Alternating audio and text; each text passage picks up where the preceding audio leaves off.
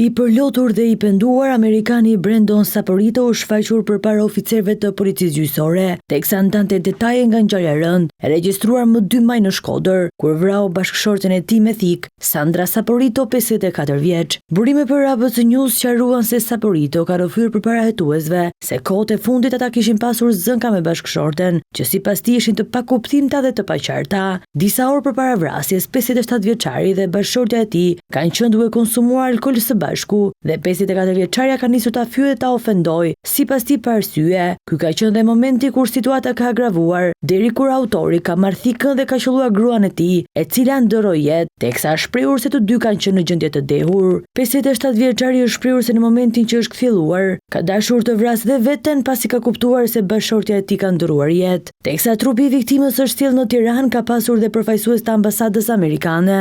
Çifti amerikan ndodhej prej disa ditësh në qytetin e Shkodrës. Ata kishin ardhur në Rinas nga Miami më 27 mars dhe po eksploronin disa zona të Shqipërisë.